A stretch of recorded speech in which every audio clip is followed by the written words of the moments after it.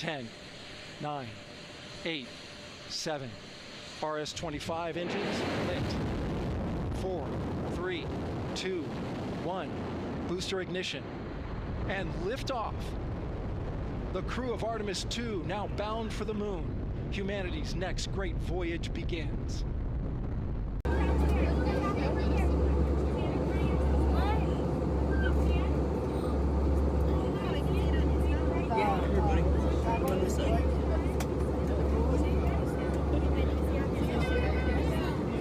Right now, as you watch this video, 4 human beings are hurtling through the pitch-black freezing void of space at speeds that completely defy human comprehension. If you thought getting off the launch pad was the finish line, prepare for a massive reality check. We are officially on Flight Day 2 of the Artemis II mission, and the deep space nightmare has only just begun. Last night, we witnessed history being violently written. The Space Launch System, the absolute most powerful machine ever constructed by mankind, detonated with millions of pounds of sheer bone-crushing thrust. It ripped a hole straight through the Florida night sky, shaking the ground for miles, and violently pushed the Orion spacecraft out of our atmosphere.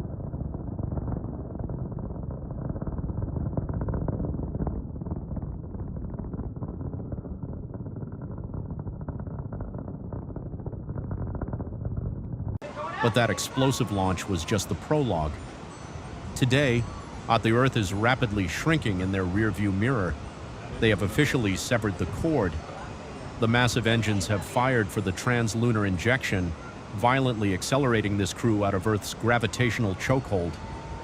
There is no turning back now. They are completely, utterly on their own. Let's break down the exact brutal reality of where the Orion spacecraft is right at this very second. They are currently navigating through one of the most dangerous invisible threats in our entire solar system, the Van Allen radiation belts. This is not empty space. This is a massive, highly volatile magnetic minefield of lethal, highly charged particles trapped by Earth's magnetic field. It is a highly radioactive kill zone. If a human were exposed directly to this environment, their DNA would be instantly shredded.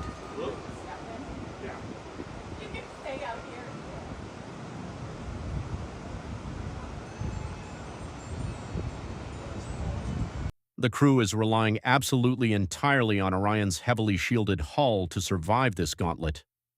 Every single life support system, every sensor, every computer board is currently being bombarded by intense radiation. If a major system gets fried out here in the dark, there is no backup capsule, there is no rescue team waiting in orbit. They are sitting in a pressurized metal box completely surrounded by a lethal environment, trusting that the engineering holds up under absolute extreme pressure, and the psychological toll is just beginning to set in. As they push further into the void, traveling hundreds of thousands of miles away, our massive planet is turning into nothing more than a pale blue marble suspended in total darkness. They are hurtling straight toward the moon on a relentless, unforgiving free return trajectory. But they are not just going to orbit the moon, they are preparing to slingshot around the absolute dark side of the lunar surface. When they go behind the moon, thousands of miles of solid rock will block all communication with Earth. They will enter a complete, terrifying blackout zone. For the first time in over half a century, humans will be completely cut off from the rest of humanity. No mission control, no data stream. Total deafening silence.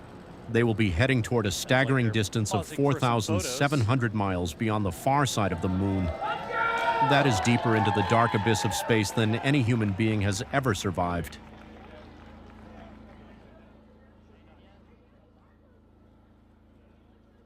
And they are going to keep going towards the van. This 10-day mission is not a victory lap. It is an absolute torture test for the Orion spacecraft. Yeah, NASA is deliberately pushing this machine to its absolute breaking point to see if it can keep humans alive for future missions to Mars. And hovering over this entire mission is the terrifying reality of the return trip. The clock is relentlessly ticking down to the most dangerous phase of the entire flight.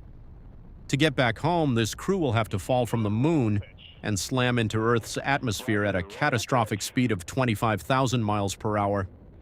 At that mind-bending velocity, the friction will generate a wall of plasma hitting temperatures of 5,000 degrees Fahrenheit. It is the equivalent of flying straight into a blast furnace. The only thing separating these 4 astronauts from being instantly incinerated is a single heat shield. If that shield cracks from the deep space freeze, or if their entry angle is off by a single degree, it is game over. We are watching the ultimate high-stakes test of human endurance unfold in real time. Mother Nature and the vacuum of space are completely unforgiving, and the Artemis II crew is staring straight into the abyss. We are tracking every single terrifying second of this 10-day deep space gauntlet. Do not miss a moment of this historic life-or-death mission.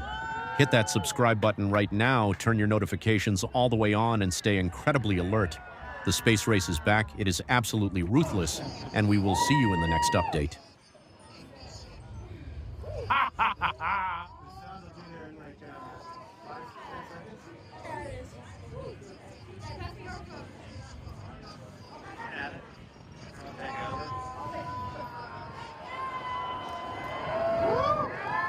There she goes.